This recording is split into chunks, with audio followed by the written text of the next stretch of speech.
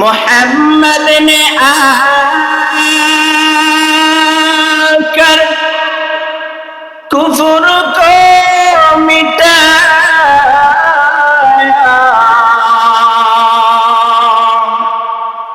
कुफ्र को मिटाकर सदाकत बताया, कुफ्र को मिटाकर सदाकत बताया। আলহামদুলিল্লাহ, যে মহান রব্বুল আলামিন আজকে আমাদের ঐতিহাসিক তাফসীরুল কোরআন মাহফিলে আজ প্রথম রজনী আল্লাহ সুবহানাহু ওয়া তাআলা আমাদেরকে একত্রিত করে কোরআনের মাহফিলে অংশগ্রহণ করার মতন তৌফিক এনায়েত করেছেন। কোরআন ও হাদিস থেকে মূল্যবান নসিহত পেশ ও শোনার মতন সুযোগ করে দিয়েছেন। এজন্য দিল খুলে মন উজাড় করে আমরা রবের প্রশংসা করে নেই। সকলে বলি আলহামদুলিল্লাহ। আমরা এই যে মজলিসে আমরা বসলাম, এই মজলিসে বসে আমাদের কত উপকার হবে, কত লাভ, এটা কি আপনাদের জানা আছে? জানা নাই। এই মজলিসে বসলে এত নেকি হবে, এত নেক আপনি পাবেন, এটা হিসাব করে কখনো মিলানো যাবে না। কেমন হবে? মায়ার নবী, আখিরি জামানার নবী বলে দেন, কেউ যদি কোনো মজলিসে আগমন করে, কোরআনের মজলিসে বসে,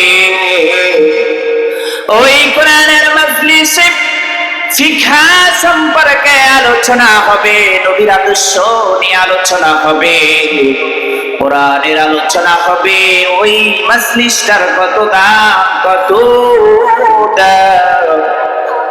মায়ার নবী, মদিনার নবী বর্ণনা করেন, মাজলিসু ফিকহিন খায়রুম মিন ইবাদাতি 60 সানা।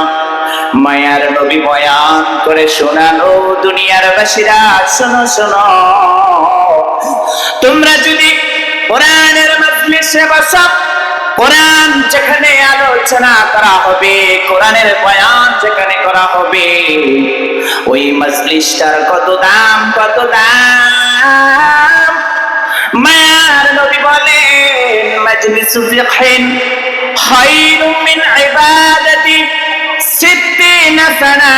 মায়ার নবী বলেন, ওই যে মজলিসটা তুমি বসলা কোরআনের মজলিসে, স্বল্প সময়ের জন্য সময় ব্যয় করলা, ওই সময়ের কত দাম। মায়ার নবী বলেন, একদিন নয়, 2 দিন নয়, 60,000 বছর যদি কেউ নফল ইবাদত করে, স্বল্প সময়ের জন্য যদি কোরআনের ময়দানে আগমন করে বসতে পারে, ওই 60,000 বছর নফল ইবাদত করলে যে সওয়াব, স্বল্প সময়ের জন্য কোরআনের ময়দানে বসলে এর চেয়েও বেশি সওয়াব। তাহলে এই কোরআনের মজলিসে বসে আমরা ধন্য, নাকি আমাদের কোনো দুঃখ অভিযোগ আছে নাকি? এই কোরআনের ময়দানে এই কোরআনের কথা আবু জাহেল মক্কা নগরীতে শুনেছে, উতবা শুনেছে, সাইবা শুনেছে, কিন্তু তাদের কপালে হেদায়েত জোটে না। কথা বলে ঠিক না? আমার সাথে কথা বলবেন একটু জোরে, কারণ আমি অল্প কিছু আলোচনা করবো, আপনাদের প্রধান অতিথি এখনো আছে। আমি জাস্ট আপনাদের সাথে একটু পরিচিত হওয়ার জন্য আসলাম। আমাদের ভারী ও ভোলা মাওলানা আসাদুর রহমান ভোলা হিসাবে সবাই আমাকে চিনে বা পরিচিত। তো যেটুকু আলোচনা করবে ইনশাআল্লাহ A to Z 10-15 মিনিট সবাই শুনতে পারবেন তো ইনশাআল্লাহ? দুটো হাত জাগিয়ে দেন, লিল্লাহি তাকবীর, লিল্লাহি তাকবীর। আল কোরআন শুধু ঘরে ঘরে চললে হবে না, সংসদে জ্বালতে হবে। কথা বলে ঠিক না? যদি সংসদে জ্বালেন তাহলে সুদ থাকবে না, ঘুষ থাকবে না, জিনা থাকবে না, ব্যভিচার থাকবে না। কথা বলে ঠিক না?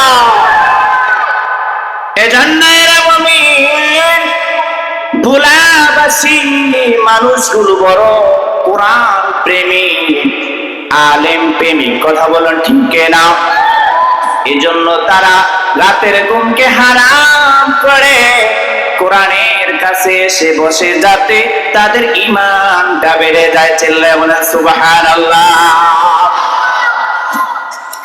এই কোরআনের কাছে যদি আপনি আগমন করেন তাহলে আপনার লাভ হবে কি? কোরআনুল কারীম থেকে আমরা শুনে নিই, জানা দরকার আছে না নাই? আল্লাহ রাব্বুল আলামিন বলেন, وَإِذَا تُلِيَتْ عَلَيْهِمْ آيَاتُهُ زَادَتْهُمْ إِيمَانًا وَعَلَى رَبِّهِمْ يَتَوَكَّلُونَ।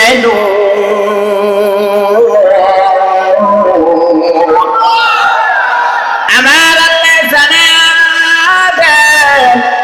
ও দুনিয়ার বাসীরা, আমার কোরআনের কাছে যদি আগমন করো, আমি আল্লাহ ঘোষণা করলাম, আয়াতুহু, আমার কোরআনের একটা যদি আয়াত শুনো রে বান্দা, তোমাকে বরাবর করে বানাইলাম। আর আমি আল্লাহ সুবহানাহু ওয়া তাআলা বড় ভালোবেসে তোমার জন্য কোরআন পাঠাইলাম। ওই কোরআনের কাছে যদি তুমি বসতে পারো, দোকান বন্ধ করে, বাড়ি ঘর ত্যাগ করে যদি কোরআনের কাছে এসে বসতে পারো রে বান্দা, আমি আল্লাহ তোমাকে বৃথা যেতে দিব না। আমি আল্লাহ তোমাকে খালি হাতে ফিরাবো না। যাদাতুহুম ঈমানাও ওয়া আলা রাব্বিহিম ইয়াতাওয়াক্কালুন। আমি আল্লাহ ঘোষণা করলাম, যাদাতুহুম, আমি আল্লাহ তোমার বাড়ায়া দিব। কি বাড়ায়া দিব?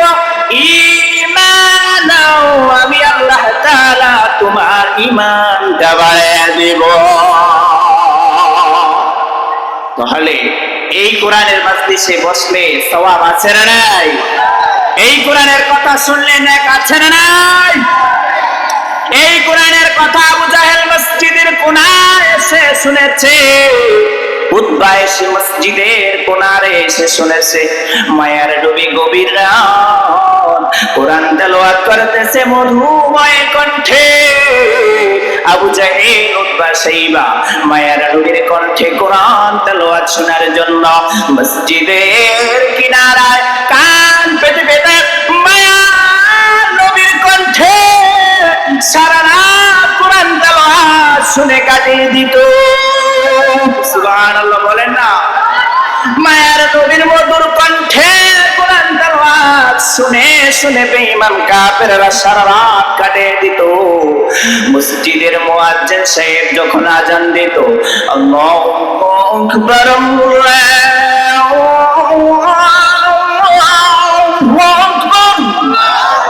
মসজিদের মুয়াজ্জিন সাহেব যখন আযান দিত, ওই বেঈমানরা উঠা বইরা দৌড় মারত। দৌড়ে যায় সামনে একত্রিত হয়ে যাইত। উতবা, শাইবা, তাদের লিডার ওই যে বাদশা আবু জাহেল, চৌরাস্তার মোড়ে যায় দেখা সাক্ষাৎ হয়ে যাইত। কি ব্যাপার, কি ব্যাপার? দিনের বেলায় মুহাম্মদকে গালি দাও, আবার রাতের বেলায় মুহাম্মদের কোরআন তেলাওয়াত শোনো, কারণ কি জানি না।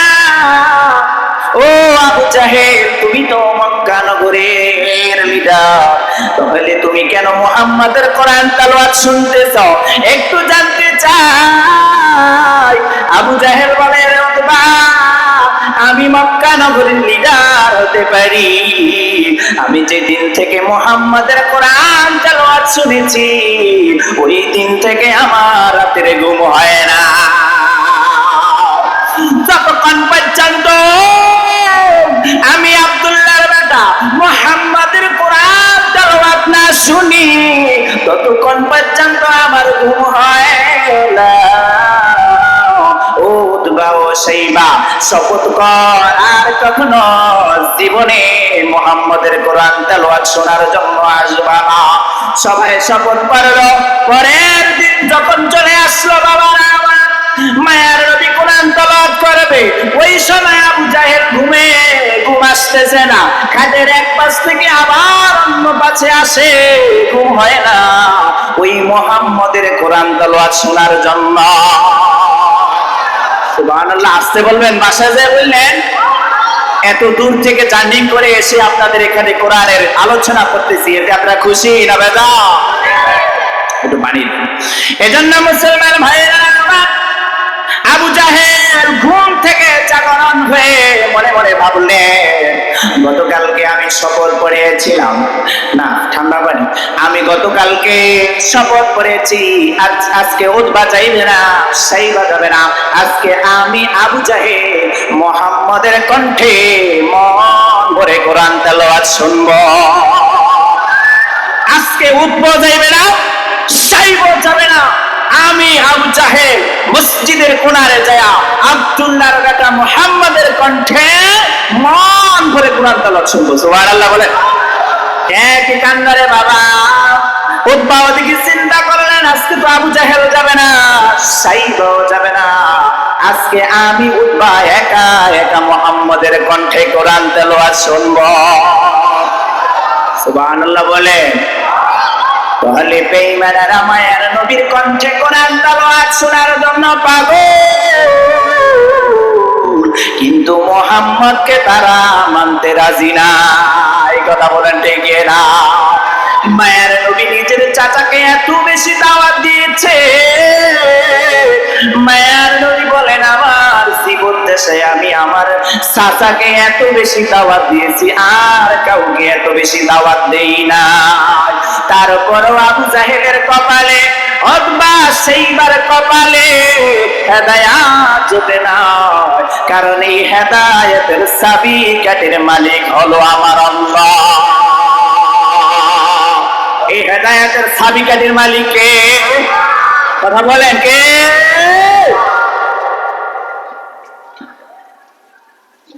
ওয়াজ ভালো লাগতেছে? তাহলে মুরব্বীরা একটু সামনে আসেন। লা ইলাহা ইল্লাল্লাহু বলে আমার মন, মরণের কালে বুঝবি রে বন্ধু,